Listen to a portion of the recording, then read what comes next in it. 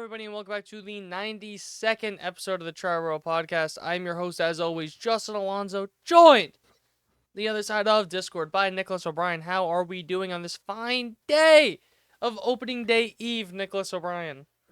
Opening day eve. We've made it. Long winter, but it's time.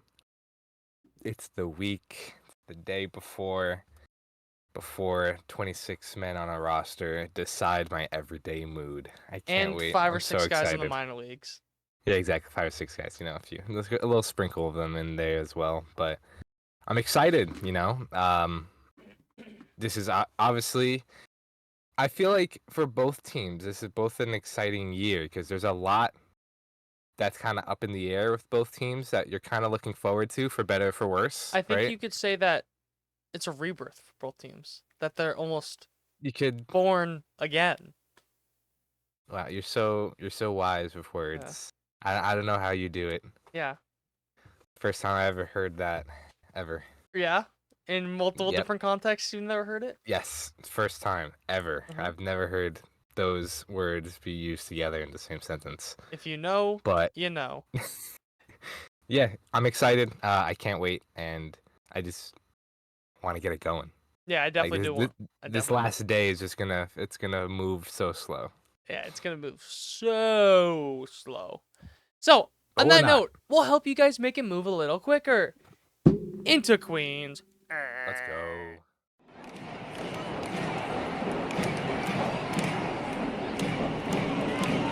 It's out of here! And the Mets win it! This is Mets Willets Point. Transfers available to the 7 local train. Transfer is available to the Q48 bus to LaGuardia. Hello, everybody. Welcome back to Queens, where your New York Metropolitans are set to begin their 2025 season over in Houston against the Astros. Coming off the NLCS loss to the Dodgers, this Mets team has a lot more expectations on their hands than they did last year. Obviously, last year, a lot of people counted them out before the season began, and for good reason, up until June, essentially. So this team has a lot more to play for. I think this team is definitely playing for a division title, as hard as it may be, because you have maybe 3 top 5 teams in the National League, maybe in even all of baseball, all in the NL East, between the Mets, the Phillies, and the Braves. So that division title is not going to come easy, but this team should absolutely be competing for that spot. But it's going to be a fun season in Queens. I can't wait for it.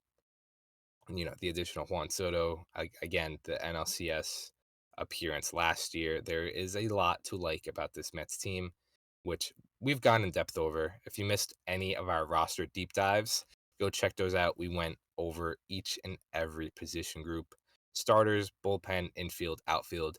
Go check them out. There's a playlist on YouTube, and if not, just scroll back on Spotify or Apple Podcast to listen to them there. But before we get into the opening day preview, we got some roster stuff to go over because it's been a bit since we talked about the roster. So starting off with some bullpen notes, Jose Butto, Reed Garrett, and Danny Young all made the roster. Jose Butto, Reed Garrett, not so much of a surprise. Danny Young, little more surprise. But when you get into the nitty-gritty of it, there wasn't many other lefty options besides AJ Minter. Really, it was Genesis Cabrera or Anthony Gose. Is But he ready, those by the way, both, Minter? it seems like it's going to be. Okay. Everything's pointing in the right direction, but they are definitely taking it slow with him. So I wouldn't be shocked if he wasn't there to begin. Yeah. But thank you for reminding me, because I'm going to preface by we are recording before the official roster is out, unfortunately. So a lot of this is going to be educated guesses and just assuming. And we are not uh, educated people. No. So I think I'm going to go like 80-20. AJ Minter is on the opening day roster. I think he appeared on, what's today? Today's Wednesday. The last spring training game was Monday. He appeared Monday, I believe. And he looked fine. I think he came out healthy. So, again, I'd be a little surprised if he wasn't on the roster, but I wouldn't be shocked, if that makes sense. But moving on from that, Dednail Nunez was optioned to AAA. Not so much of a performance thing, but sounds like they want to take it slow with him as well. He was coming off, I believe, a flexor tendon strain from last year. So obviously, when it comes to elbow, arm issues like that, definitely got to take it slow. Definitely think, as unfortunate as it is, I think this is the right move because, again, with injuries and strains like that, you just got to take it slow. And Nunez is definitely going to be a big piece of this bullpen down the stretch, so you want to keep him healthy for that, definitely. Then the last bullpen option to be optioned was Tyler Zuber, traded for the last deadline. He had a solid spring, but I guess he had options, of course, obviously, but I guess they want some more, to see more from him down in AAA because he had a so-so year with the Mets in AAA last year once he got traded over. But he had a solid spring of a 1.17 ERA and a 3.73 FIP. So solid bullpen. Solid spring for Tyler Zuber. And after that, we have our rotation finalized. So we got, obviously, we'll go over it more when we talk about the opening day, but it's going to be Clay Holmes in game 1, Tyler McGill game 2, Griffin Canning game 3, and then David Peterson and Kodai Senga will start in the next series against the Marlins. Uh, Tyler McGill and Griffin Canning do make the rotation, pushing out Paul Blackburn to the bullpen, where he'll probably be that long man, swing man type role. Very similar to a 2022 Trevor Williams, which I think makes a lot of sense. Or kind of what we thought Adrian Hauser would be last year. He throws a shit ton of pitches, doesn't throw very hard, doesn't strike out a lot of guys, but will get outs no matter what. And when it comes to the 6-man rotation, they don't really need it until I believe the second or third week in April due to all the off days and things like that. April. April. But once I get the schedule out, they have a ton of off days in between. So the need for a 6th starter is not there as of yet. Yeah, they have an off day on Sunday and then an off day on Thursday. So with those in between, they don't play a full week of games until the third week in April. So that's probably when you're going to see a 6-man rotation. But to start the season, at least, Paul Blackburn in the bullpen, 5-man rotation, and then we will go from there. It's so funny how much you talk about a 5-man rotation or 6-man rotation. Imagine it just never happens. I would be very disappointed because they talked it up a lot. It never happens. They're just gaslighting you, gaslighting the Exactly. Triboro Podcast. Honestly, they're gaslighting all of us. Little did we know. After the rotation, we got Alexander Canario, who had himself a solid spring for the Mets, hit 306 of a 419 on base, a 611 slug, 3 home runs, a 16.3 walk percentage, is likely to not make the opening day roster. Canario was traded for by the Mets from the Cubs. I believe they sent back cash considerations. My favorite player was sent back to the Cubs for Alexander Canario. He does not have any options, so he would have to be exposed to waivers or DFA'd to give them that trading window. Excuse me. This is unfortunate because I think you watch Alexander Canario and you see the tools, you see the power, but you also see the strikeouts and the chases, obvious by his 35% strikeout rate in spring training. Yeah. So Canario really never had a place on this roster unless an outfielder got hurt. But for all intents and purposes, Starling Marte is a healthy player. He has been playing for the past week or so. So Marte would probably be the only guy Canario would theoretically replace. But again, Marte looks healthy. Seems like he's a healthy player. So Canario does not have a place on this roster. It's unfortunate, but at the same time, this guy is one of the true epitomes of the 3 outcomes. He's either going to walk, hit a home run, or strike out. So it just doesn't obviously make sense. There's no place for him.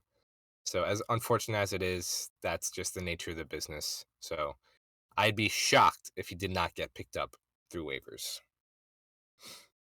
Now, here is the part of the roster that is not set that we have to make some guesses on, or again, educated guesses. So the first is the final spot in the bullpen, because besides that, let me go over the full bullpen for you guys. Obviously, you got Edwin Diaz, AJ Minter's up in the air, but again, I'm pretty sure he'll be in the bullpen. Jose Buto, Reed Garrett, Ryan Stanek, Danny Young, Paul Blackburn, and that last spot is up in the air for Max Kranick or Huascar Brazoban. Huascar. Obviously, Max Kranick is the sexy name, kind of like the new car name, and Huascar Brazoban is, a Ford. Like, you know what you're going to get. Kranick in spring training threw 12 and a third innings pitched, had a 1.46 ERA for 1.56 FIP. He had a 33.3 strikeout percentage and only a minuscule 2.2 walk percentage. And his stuff graded out a lot better by a lot of stuff plus metrics. His sweeper and slider are probably his bread and butter, along with his fastball, which gets a lot of ride. Brazoban, on the other hand, 10.2 innings pitched, a 1.69 ERA, a 3.09 FIP, a 31.1 K percentage. But here's the kicker: 13.3 walk percentage. Not great. Max Kranick does have an option. Huascar Brazoban, I think, has a few options, has two options. So both can be optioned, but Brazoban is, 35 going on 50, and Max Kranick is the shiny new toy at just 27, almost 28 years old. Justin. Lifelong Mets fan. Exactly. Grew up listening to the radio, going to the games. You get it. I Who don't- makes the bolt for you? I don't get how you can keep Kranick off at this point, with how Mhm. incredible a spring he had. I I think agree. that's just the point where I'm at. How do you keep? Because you see it every year. Oh, this random guy just is now going to be a 3.5 ERA reliever for a team, and he was a non-roster invitee. He was an NRI, right? Well, no, it was interesting because at the end of last year, he was added to the 40-man, and then he was on the wild card roster, but never made it into a game. Okay, so that's he something was- that even goes more in his favor then. right, Because he's on the right. 40-man. They've been planning this. Yeah, so I don't. Obviously, they're high on him. I don't see how he doesn't make the roster. Yeah, I'd be pretty surprised if he didn't, and I think it'd be honestly a bit of a disservice to him and the overall Mets bullpen because, again, Brazoban, you kind of know what you're gonna get. He had a good year for the Marlins last year. Excuse me. He then got traded over to the Mets and had a rough time, to say the least. I believe he had an over 5-year ERA for the Mets. A lot of that was poor luck as I split the season. Yeah, he had a 5.14 ERA for the Mets, but a 4.31 FIP. And, he just had a rough go of it because he just walked everybody and their mother. And the same goes for spring training. Sometimes he just doesn't know where the ball is going. And obviously that was an issue for the Mets last year, but Max Kranick seems to have has a little better of a feel of the strike zone. Yeah, Knows he had where a his pitches 6 are going. walk. He had a 6 walk per 9 with the Mets. Right. 7.3 That- strikeout per 9. Yeah. So if you're not it's striking just guys not out working. at like an elite clip, because in Miami it was completely reversed. It was a 10 strikeout per 9, 3.2 walk per 9. Walk per 9 doubled, strikeout went down 3. Yeah. I don't Not great. Not great. think the Mets are nearly impressed enough with him to put him on the roster over a guy they obviously really like. Yeah, definitely. And this kind of goes in favor of both of them. They both can give you more than one inning out of the bullpen. But Max Kranick did start last year until the down the stretch when they fully converted him to a reliever. And most of his spring training appearances were more than one inning as well. So at the end of the day, I do think Max Kranick makes this roster, and again, it'd be a little bit of a disservice to both him and the overall Mets bullpen if he didn't. Moving on to the last roster battle. We got Brett Beatty and Luis Angel Acuna, who technically should both be making the roster. Brett Beatty, I think, is more of a lock than Acuna, because there was a report earlier this week that the Mets are looking for a right-handed hitting infielder. Obviously, that would be taking Acuna's spot. I don't really know how many are out there. I saw Brandon Drury got released by the White Sox after having an amazing spring.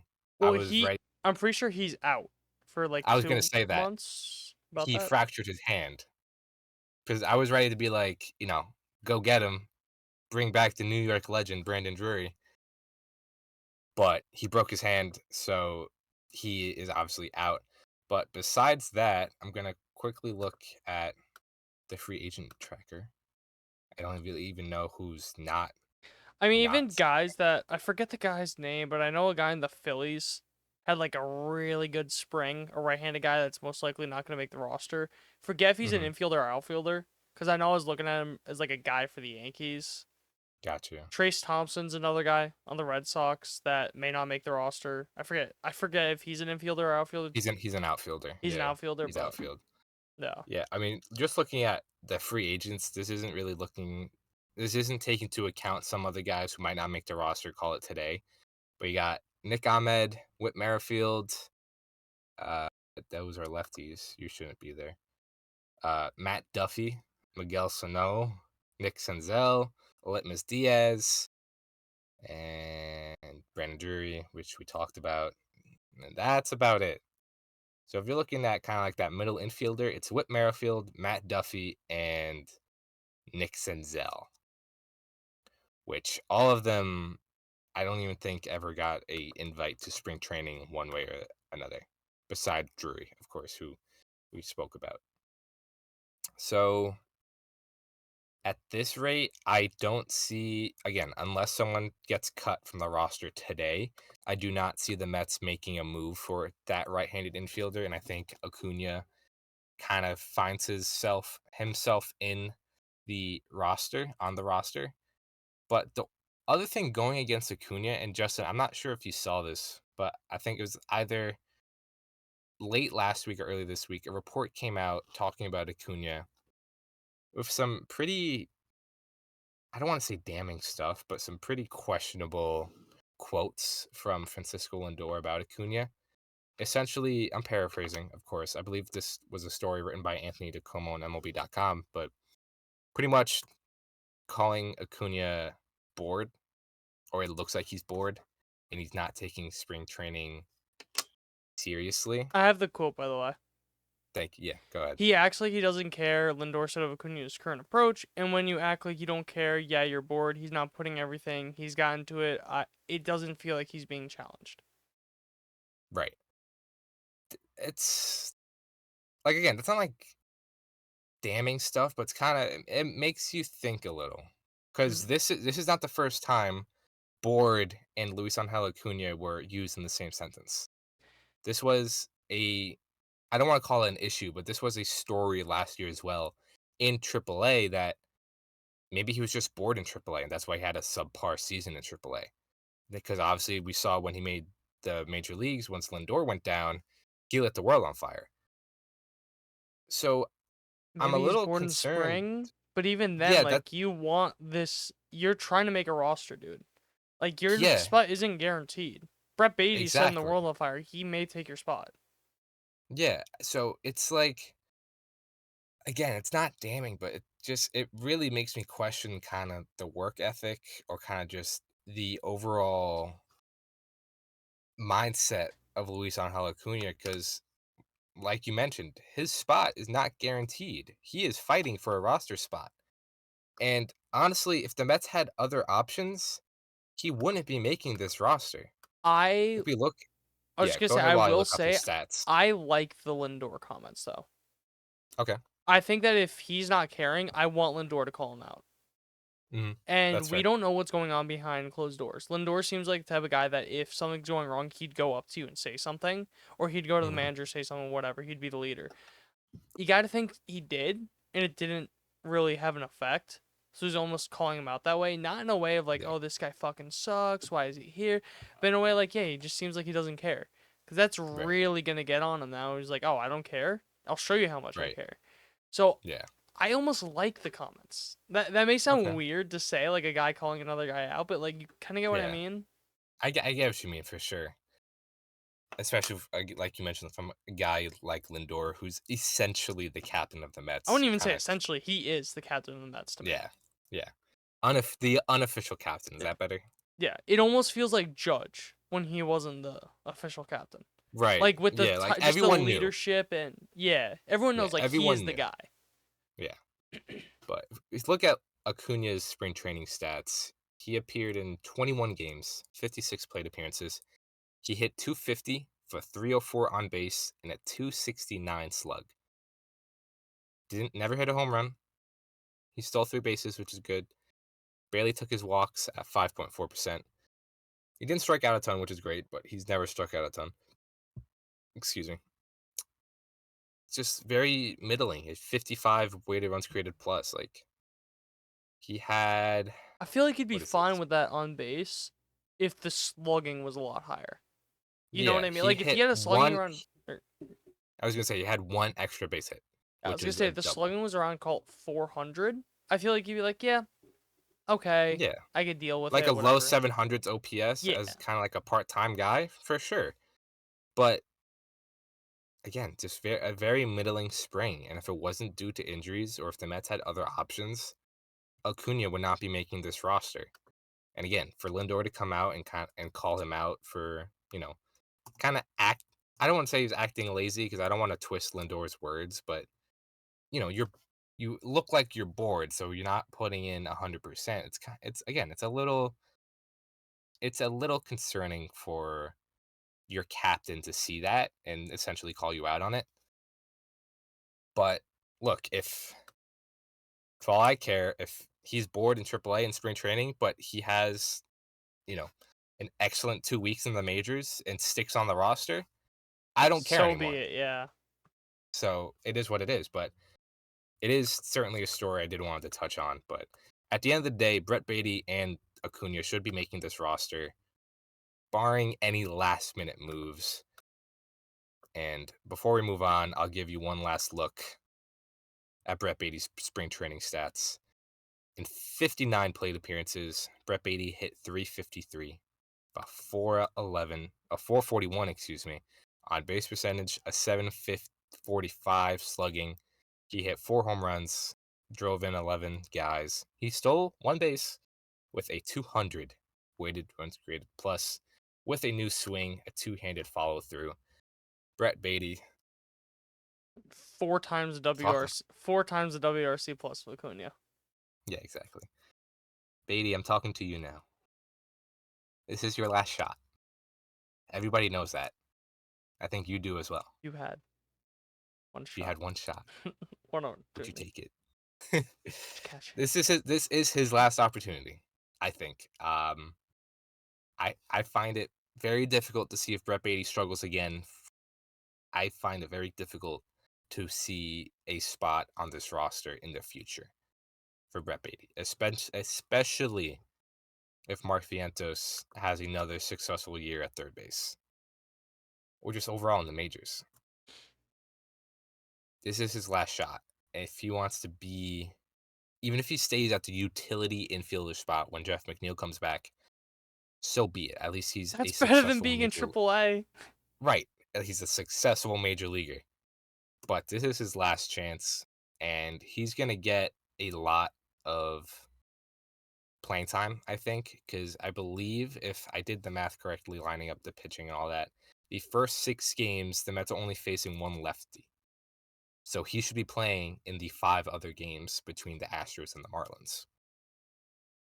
He's got to start hot, and he's got to show the Mets that, he deserves to be on this roster, because he obviously, out of spring training, he absolutely deserves to be on this roster, but he needs to show that spring training wasn't a fluke. Am I expecting, Barry Bonds? Absolutely not. Would I be happy with a 110, 115 Would I be happy WRC with Barry plus? Bonds? I thought you were gonna Yes. say that. I thought you were gonna Would say I be would happy with Barry Bonds? Maybe. No. I don't know. But like a 110, 115 seems high, but like a 110 weighted runs created plus, like you hit 260, like something like that, I think would make a lot of people happy, and especially the Mets front office. So, and his defense has looked fine at second base. I don't know how much you've seen it, Justin, but he looks Not fine. much. He looks fine. He's turned some double plays. He's made some good plays. There are some tougher plays for him. For moving over to second base, a position he's never played before. But he looks fine. He looks competent, and that's all I asked for. So Brett Beatty, this is your last shot, as most likely, probably not the opening day second baseman because they are facing Framber Valdez, but on the opening day roster for the Mets. And we'll just see what happens. He has to carry it over for into the actual season. But that's the last thing. Oh, excuse me. The last thing on the roster, because I forgot, Hayden Sanger is probably your backup catcher. Kind of forgot about that. Defensive minded, not much for the bat, but sounds like he will be your backup catcher until Francisco Alvarez comes back. But that is the last thing on the Mets roster. So now we can talk about opening day. Your opening day matchup, just like everybody drew up, was Clay Holmes versus Framber Valdez. It's Clay Holmes Framblin gets time. it's Framblin time. Clay Holmes gets the opening day start for the Mets after a very good spring. Let's not discredit that, a very good spring, but he has not started since 2018, I believe, in any capacity. Yeah. His last start in the major leagues came in 2018 with the Pirates, but in spring, he pitched in 5 games, 19 innings, to a tune of a .9 ERA and a 2.59 FIP. Stuff grades look good. Velocity held over for 5 innings. The changeup looks good. The cutter's good against lefties, and obviously his slider and sweeper, his bread and butter, looked good as well. A 10.7 K per 9 with a 3.7 walk per 9, which is manageable. Clay Holmes absolutely deserved this start, as funny as it is. He was, by and large, one of the best pitchers on the Mets for spring training, so absolutely deserves it. But the big question for Clay is how many innings is he going to be able to pitch right out of the gate on opening day? I believe he got up to around 70 or 70, 80 pitches. But if I quickly pull up his game log, if it will let me.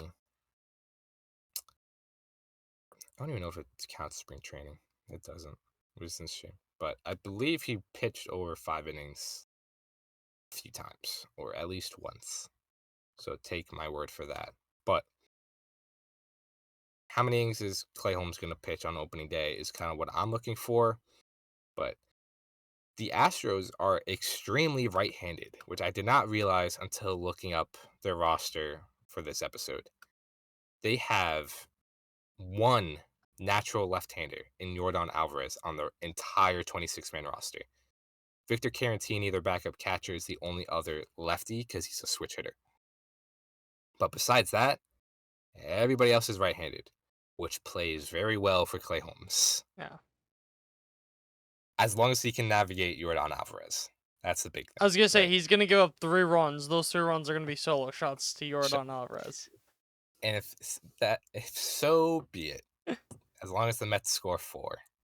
But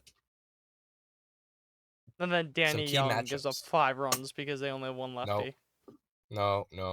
Over under 1 appearance for Danny Young this series.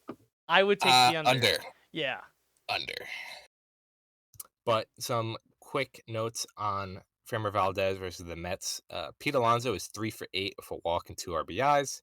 Juan Soto is 2 for 5 with 2 walks.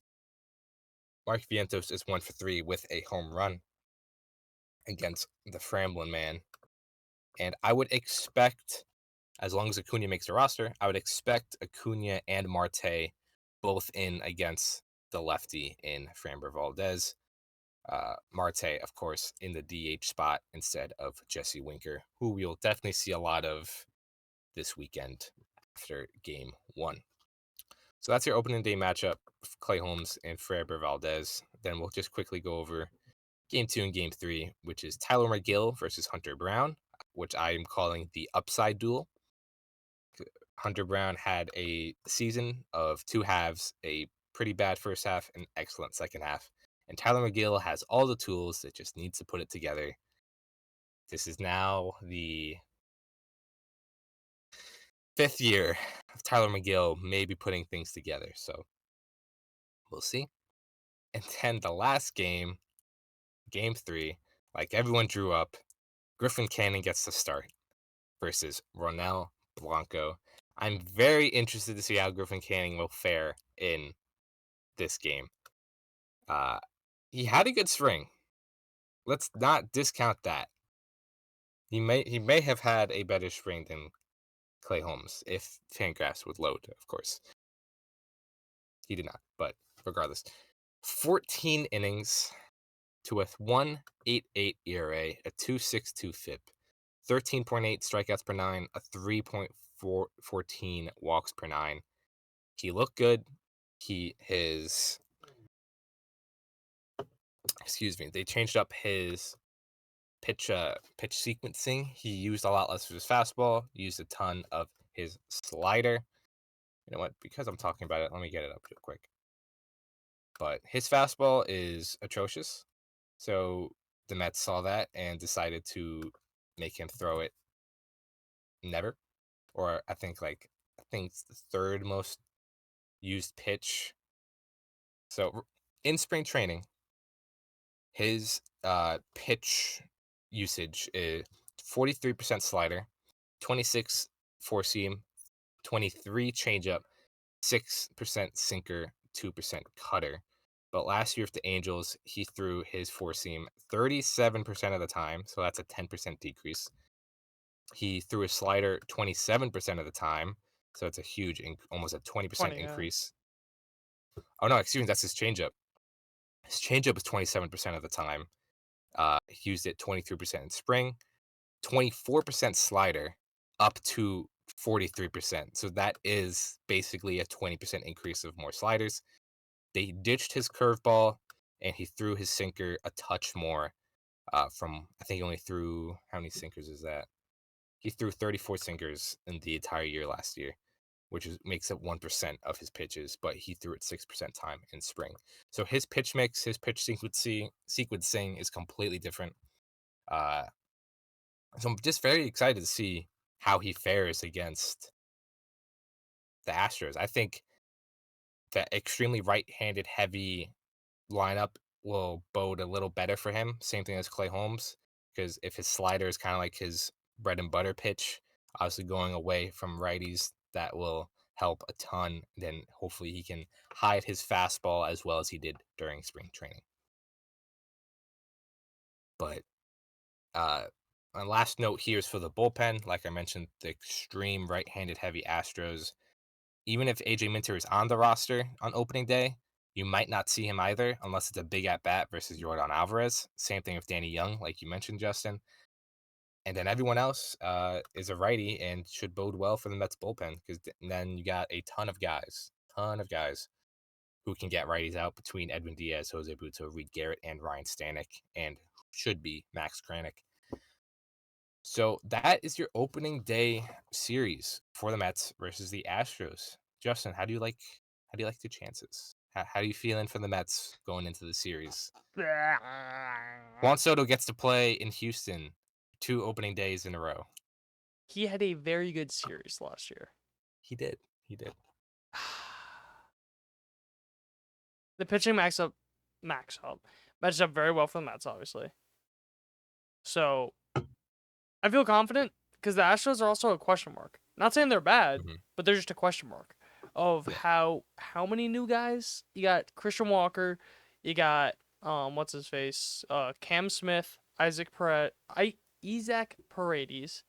So, dude, in Paredes, we all know you let Pitch him him away. pull Pitch him you away. let him Pitch him pull away. anything, it's a home run in Houston. Yeah. So, Yeah, to your point, you got Isaac Paredes, Christian Walker, Cam Smith, who are all new guys. And then after the 5th spot in that order, after Yanner Diaz, you got Jeremy Pena, he's kind of been hot or cold in his major league career. And then Cam Smith, the rookie, Mauricio Dubon, and Jake Myers at the end of that uh, lineup. So I think I'm going to say something just going to blow your mind. Can't let the big guys at the top of the lineup beat you. You gotta, and you can't let the bottom order guys get on base for those big guys. So you gotta take care of business at the bottom of the order and tread carefully in that 1 through 4. Because Jose Altuve, Isaac Paredes, Yohan Alvarez, Christian Walker, it's a very good 1 through 4, especially because Isaac Paredes is the master of pulling fly balls. So yeah, I would also be confident. I think this is gonna be a fun series. And obviously, all eyes are going to be on Juan Soto, see how he fares in his first series, Major League Series with the Mets. But the last thing I want to leave Queens with is something I feel like not a lot of people are talking about, is the fact of the matter. Last year, the Mets were 10 games under 500 and had to play their best baseball from June onwards, which could have resulted in them running out of gas like they did in the playoffs.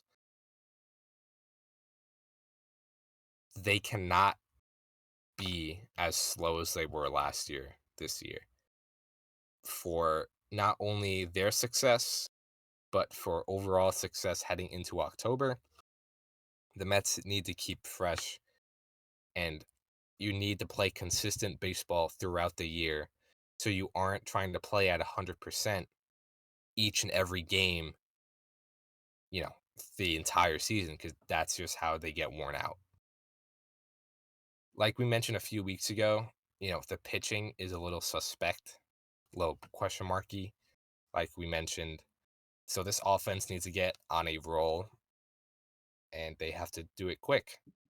But so that 1 through 4, maybe even 1 through 5, Francisco Lindor, Juan Soto, Pete Alonso, Brandon Nimmo, Mark Vientos, they got to get off to a quick start. At least like 3 out of 5 need to be on a hot start to the season, because there's a very good chance that the offense will need to carry the pitching for a while before Sean Manaea gets back and you kind of have a little more stability. But I'm confident in this Mets team. I'm cautiously optimistic about the rotation. This lineup should bang. The bullpen should be solid. I'm just very excited to watch Mets baseball, and I hope they don't tear me apart like they did last year in the beginning. So, Just- Justin, before we move on, you got any last thoughts on the Mets? just make sure that banging does not happen in Houston. There's a long history of that. Very true. Excellent point. But if you got nothing else, you could take us away. I could take us away, but before Fastball. slider. Oh. I don't know. But Whatever on it that is. note, let's go into the Bronx. That one is drilled deep to right field. There it goes. See ya. That ball is high. It is far. It is gone. This is 161st Street, Yankee Stadium. Transfer is available to the B and D trains. Hello, everybody, and welcome back into the Bronx, where we got some Yankees roster news. So, everyone, there's the big guys that made it. But then going into maybe the guys that it's more confirmation, more just, they're making it like Aaron Boone said Ben Rice and Jason Dominguez made the roster. Shocker. The Ben Rice quote was a little wonky to me at first, that they didn't tell him, but it's like, Really?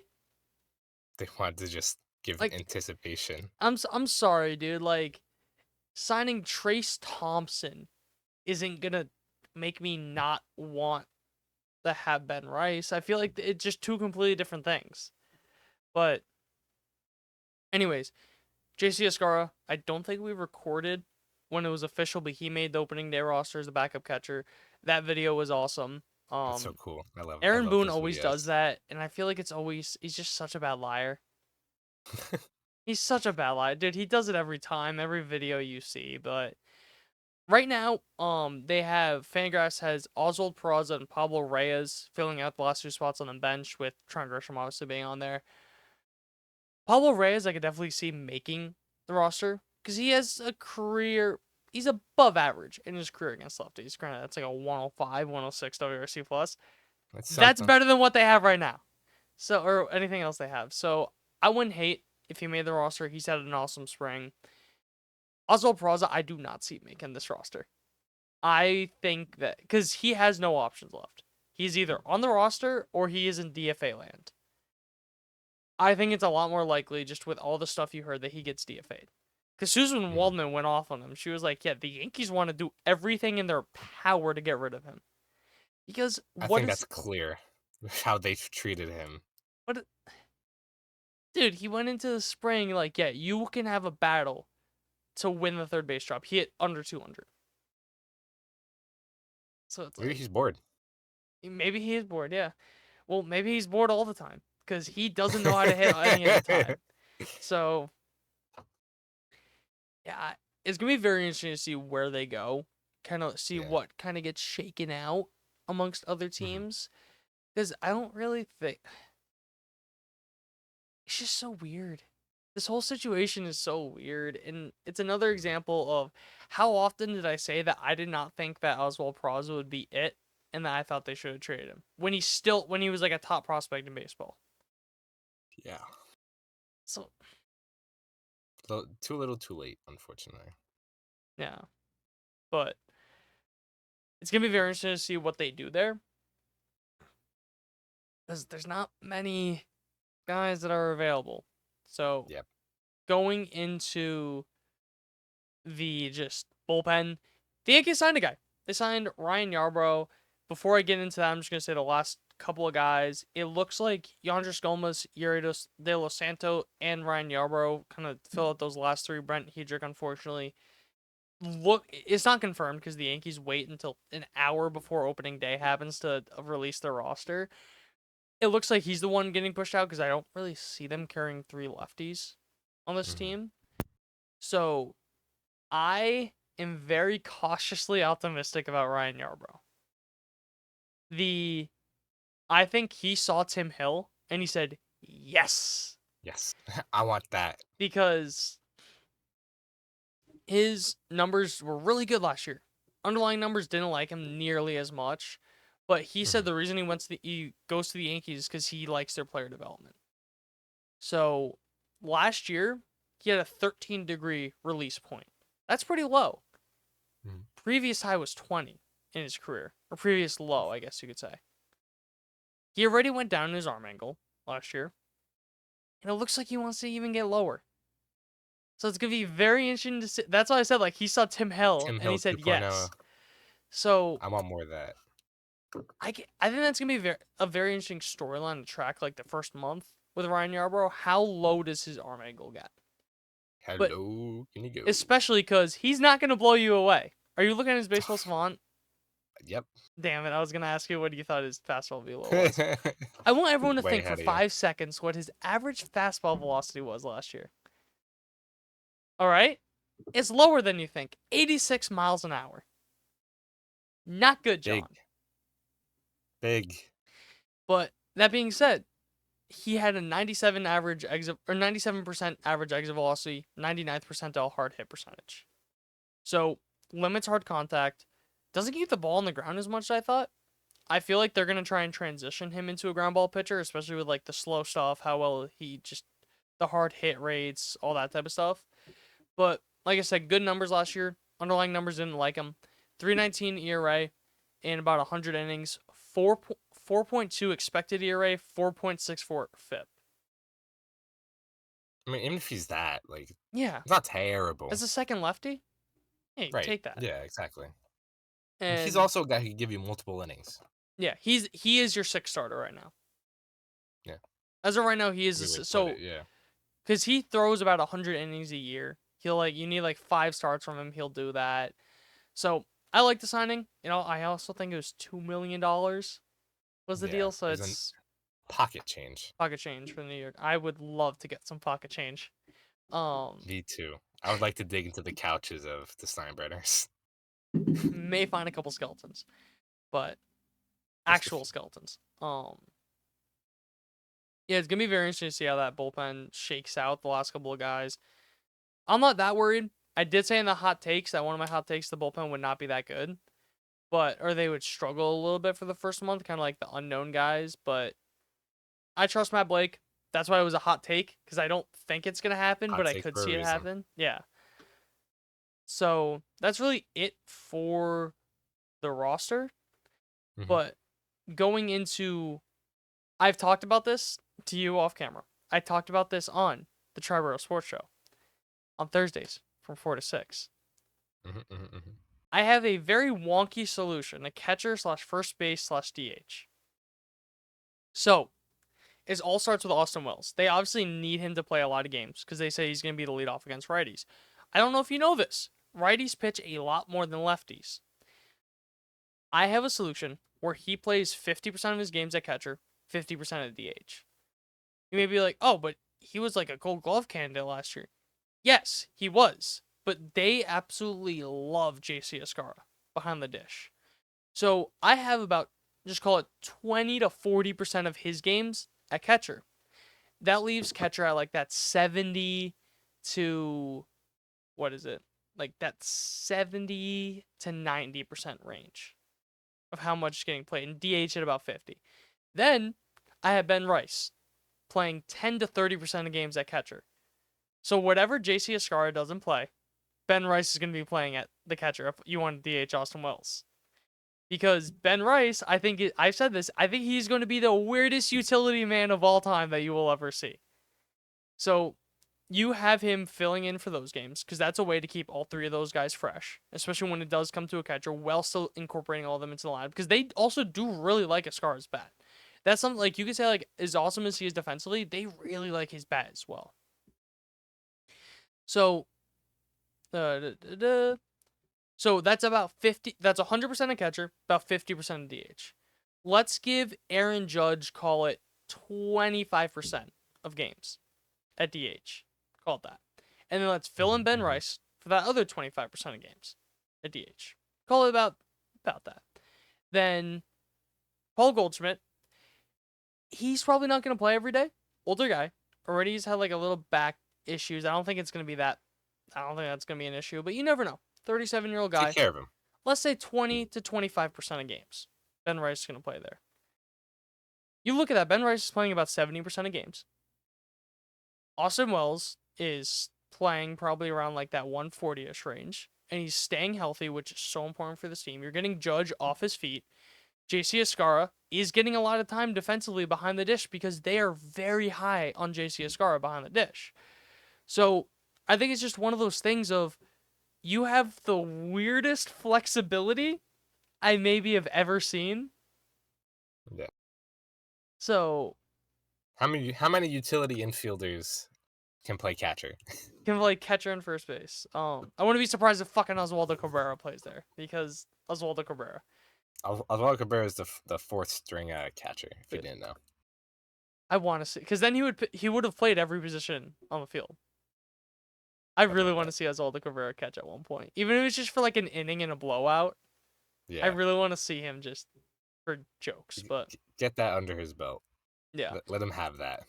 that's really all I had for the roster because I didn't have too much. But what do you think of that plan overall? Maybe a little bit more games for Austin Wells at catcher, a little bit less at DH, more DH time for Ben Rice. I think that would be like the only thing I would make it 60% of games at catcher, 65%. It's certainly a plan, but it's not that crazy to say. Because, correct me if I'm wrong, did Ben Rice get any innings at catcher in spring training? Yes. They split his time. Okay. They did. They Okay. split his time So, pretty much. I don't want to say 50-50, but I think it was like 60-40. But he got gotcha. innings at catcher. Perfect. So, again, I don't think it's that crazy to say.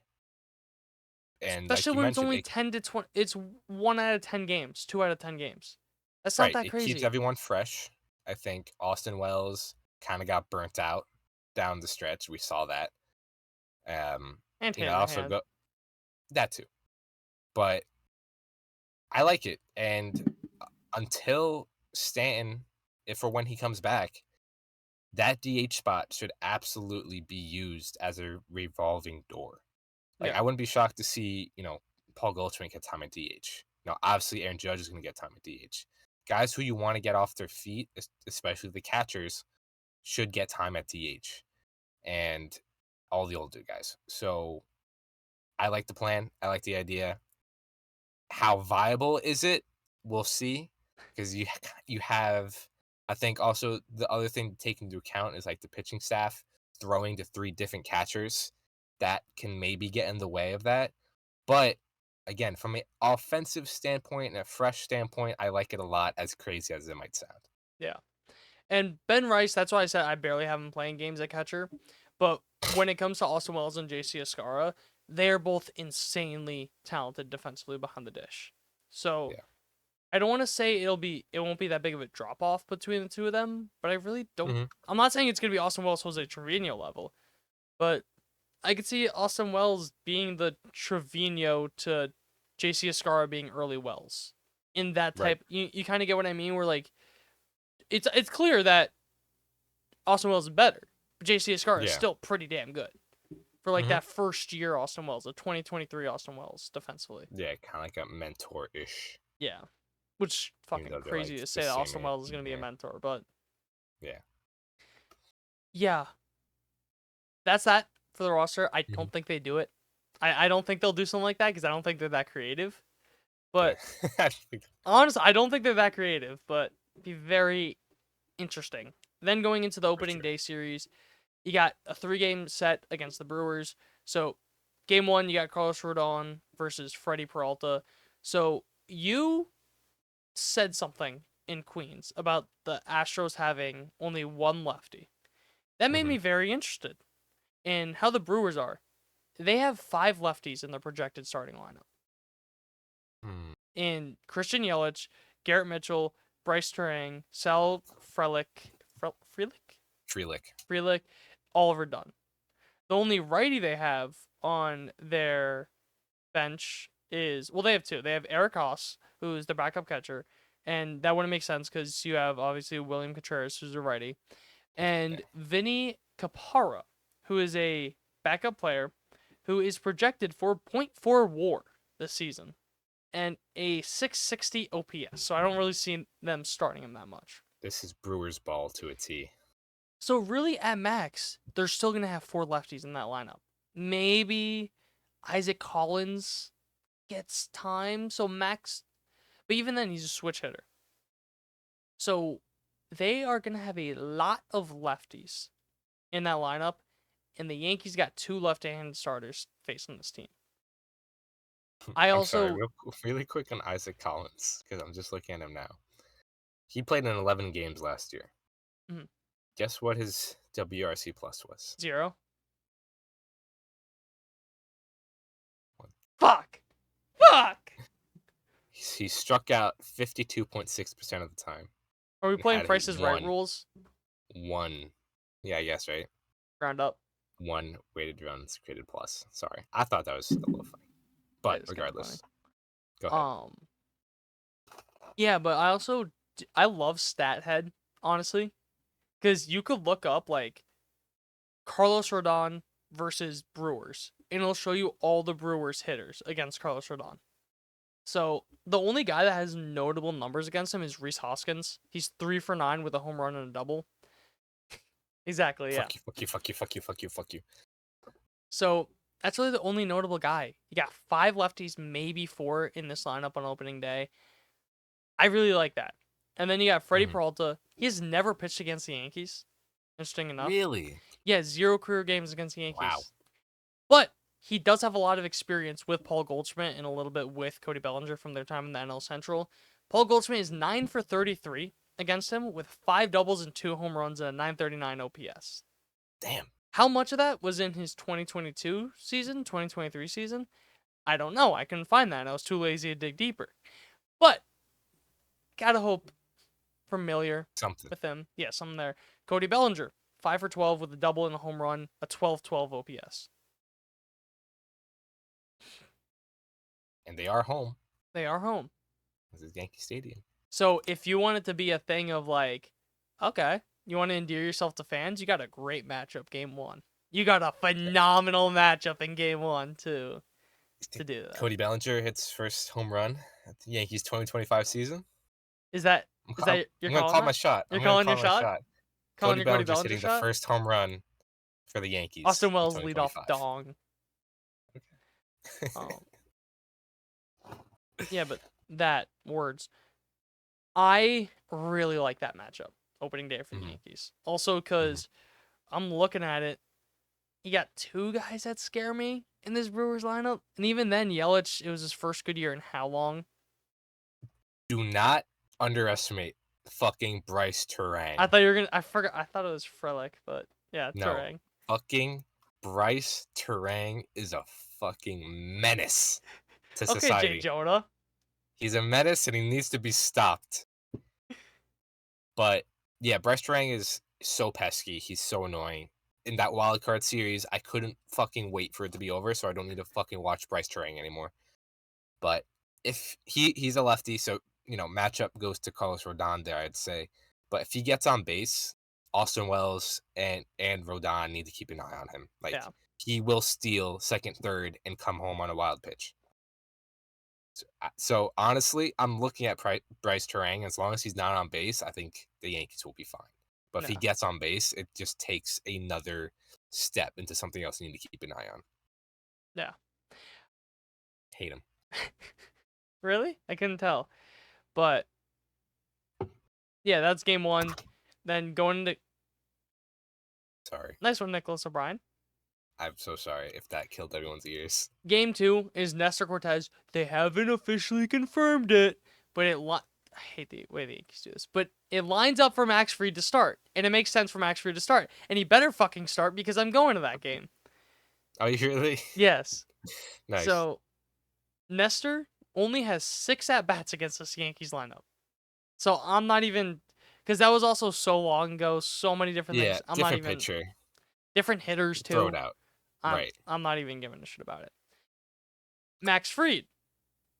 He has like no. He has literally only pitched to Rhys Hoskins and Christian Yelich. Yelich, you may be able to throw out because it's time in Miami. A little bit of it I at don't least. think. Oh wait, no. Yeah, He Fried did wasn't not, he did around not. when he was in Miami. No, but He's a youngin. Rhys Hoskins has a 604 OPS and 34 plate appearances.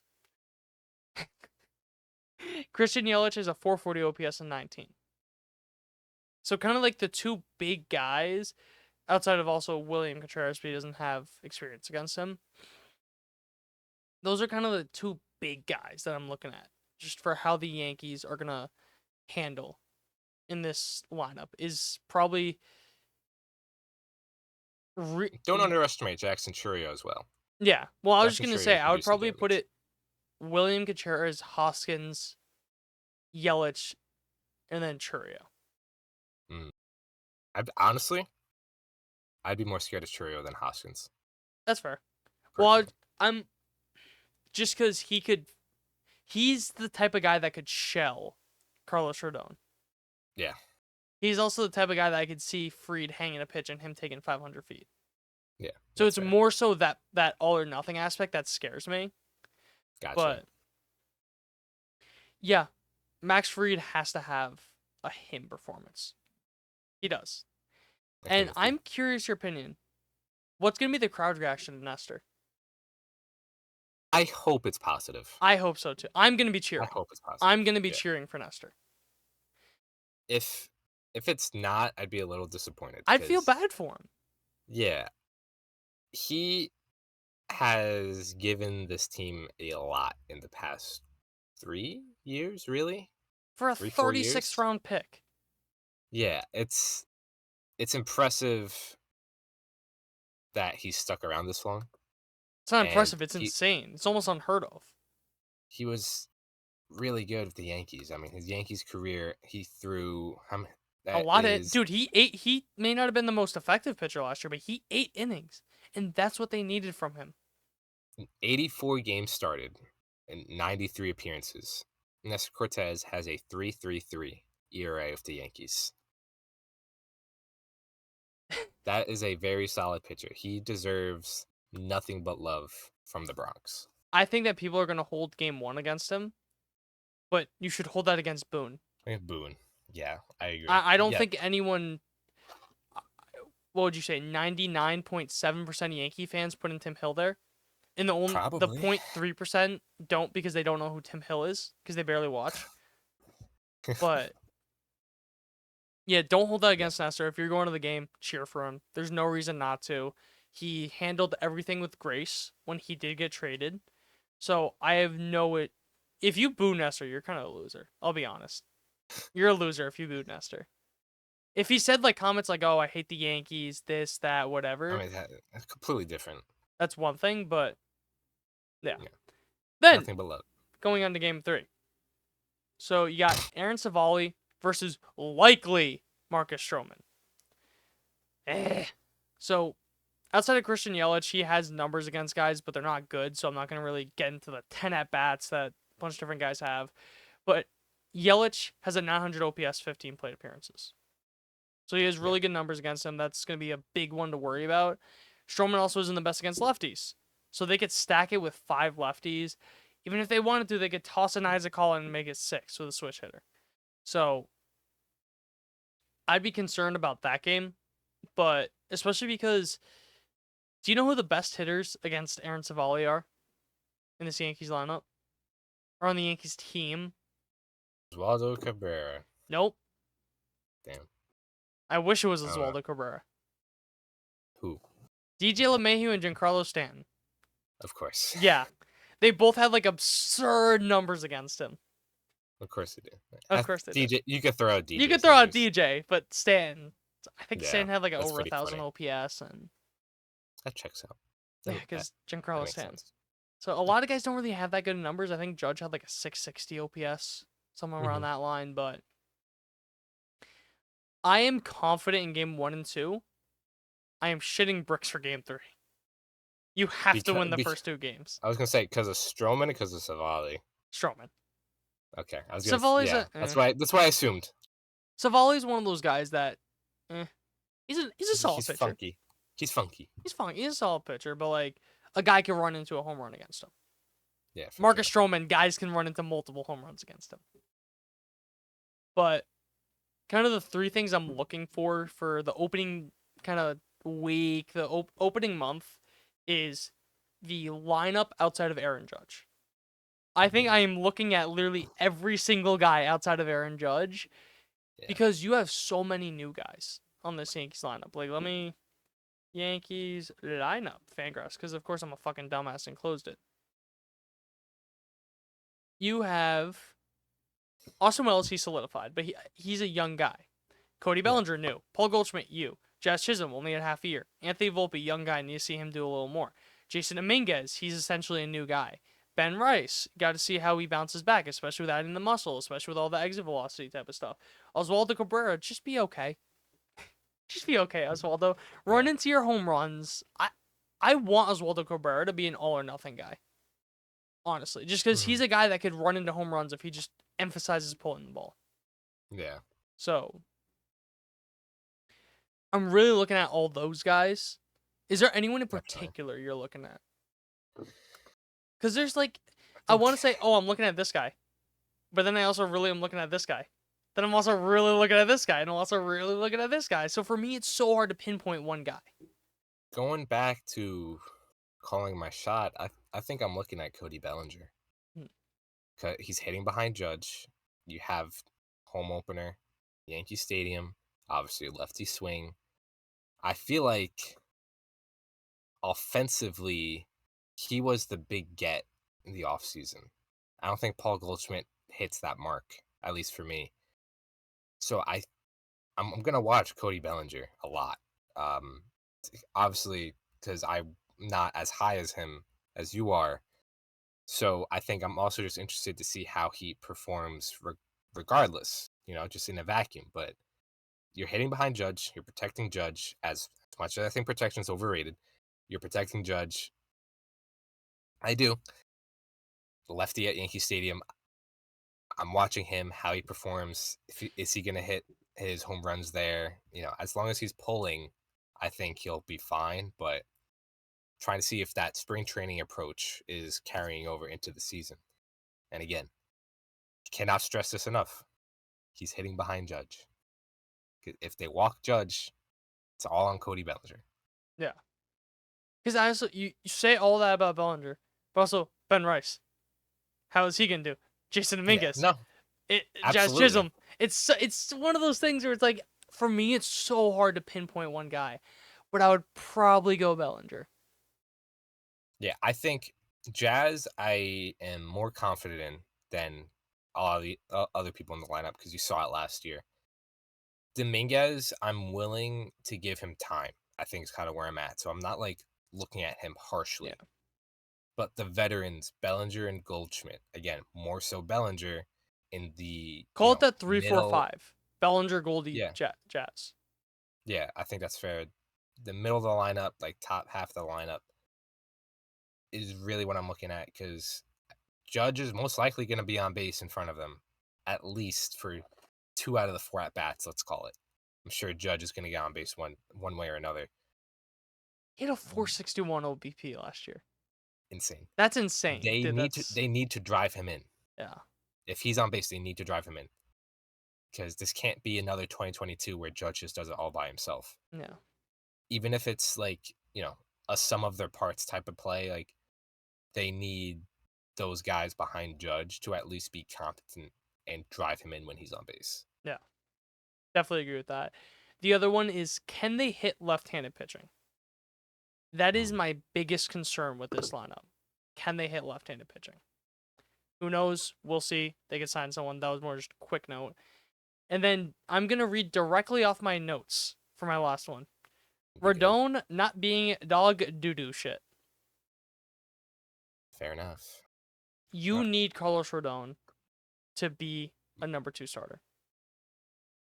You need it. You need him to be what you paid him 2 years ago. Exactly. Which he has not shown you as a Yankee. He's shown maybe a game or two here and there. Right. But he has not seen that consistency. You need that consistency from a number 2 starter. You need him to have 1 out of 4 starts where he just takes the ball and he says, you're not doing shit. Mm-hmm. And those other 3 starts, he's competent. I think that's what I'm looking for in Carlos Rodon. Where he'll have like an ace performance 1 every couple of games. And in the games he doesn't, he'll go 5 innings, 2 runs. Right. Give you the so-called quality start. Yeah. I think that's a new quality start in baseball, by the way. 5 innings, 2 runs. 5 and 2? Yeah. Or would you say 5 and 3? Honestly, I'd say 5 and 2, both but work. Yeah. I think it's contextual. Technically, a quality start is 6 and 3. That's why I said the new. Yeah, 5. Right. So 5 and 2. I think because Carlos Carrasco, 5 and 3 is quality start. Max Fried, Right. It's not. Yeah. So I think it really is just contextual. That's fair. Yeah, that's really all I had. Very excited for this team. We got about, what is this? Math, 28 hours until opening day. Yeah. For the Yankees, at least. Gonna be on the radio for the last 2 hours of it. Triboro Sports Show from 4 to 6 at WNHU.org or 88.7 on the FM dial if you're in the Connecticut area. Oh, smooth! But yeah, that's all I got. Unless you have anything else. I was just gonna say, like I mentioned at the beginning of the episode, that this is a very excited time for both teams, for better for worse. You have a lot of guys coming in. You have a lot of guys with high expectations, and you have a lot of guys that you really don't know what you're gonna get. So again, for better for worse, both of these teams are gonna be fun watches, and I just can't wait for them to get started. Yeah. Because then everything comes The together. content machine starts rolling. Yes, the content train really starts chugging. Like right now, it's like at the, and as the day goes on, It's gonna go as it's closer to opening.